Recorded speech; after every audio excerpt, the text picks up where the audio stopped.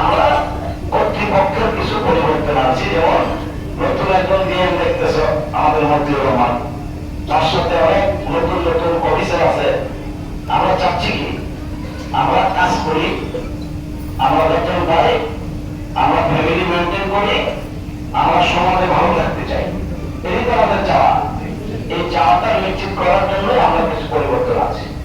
এই পরিবর্তিত ম্যানেজমেন্টকে তোমরা, যেহেতু আমার এই সন্তান বা আমার তোমাদের অভিভাবক, আমি এই নববর্ষের প্রথম দিনে আমি অনুরোধ করব, এই পরিবর্তিত নতুন ম্যানেজমেন্টকে তোমরা সর্বাত্মক সহযোগিতা করলে আমরা যে বেতনটা 7 তারিখের মধ্যে তোমাদেরকে দেই, কোনো এক সময় এই বেতন কিন্তু আমরা 5 তারিখে দিতে পারতাম। এখন এই ম্যানেজমেন্ট এসে বলতেছে আমরা যে আগুনিতে আগে ছিলাম, আগুনি তো আস্তে আস্তে আস্তে আস্তে নিচে মানে ধীরে গতি হয়ে যাচ্ছে।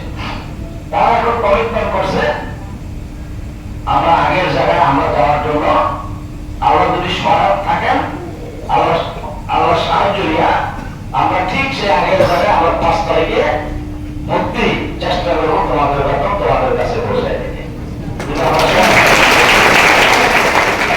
এই জিনিসটা যেহেতু এবার নতুন করে বেতন বৃদ্ধি পাইছে, তোমাদের একটা হিসাব নিকাশ আছে না, এই হিসাব নিকাশ করতে তো এই মেয়ের বেতনটা 7 তারিখে একবার থেকে ওনারা বলছে আবার 5 তারিখে দিতে পারলে 2 দিন আগে পারলে 2 দিন আগে ভালো। আমাদের পারিশ্রমিকটা আমরা চেষ্টা করবো সঠিক টাইমে দিতে। এই জন্য পরিবর্তিত ম্যানেজমেন্টকে আমরা সরকার সবাই মিলে, আমি আছি তোমাদের সাথে, অত তোমরা বেশি যাও, আমি ব্যাংকে যাই, অফিসে যাই, বাসায় কাজ করি, সারাদিন একটু পরিশ্রম করি।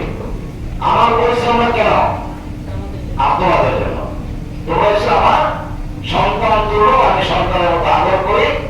আরেকটা বিষয় তোমাদেরকে আমি অনুমতি তোমাদের দিয়ে চাচ্ছি, এই করি এটা বলে লাভ কি, আমার শরীরের কি হবে। আরেকটা বিষয় তোমাদের কাছে অনুরোধ করি, এই পর্যন্ত প্রায় শতাধিক চোর বাড়ি করে দিচ্ছে আমরা থেকে। এই চোর বলে কি করা জানো? 5টা 7টা করে গেঞ্জি হয়ে দেখা, পণ্য বানায় হয়ে দেখা, এগুলি বাইরে নিয়ে গেলে গত বছর আমাদের 3,55,000 শর্ট শিপমেন্ট হয়েছে, মানে তাড়াতাড়ি শিপমেন্ট হয়েছে। এই শর্ট শিপমেন্ট যদি যায়, যে বাইরের কাজ করে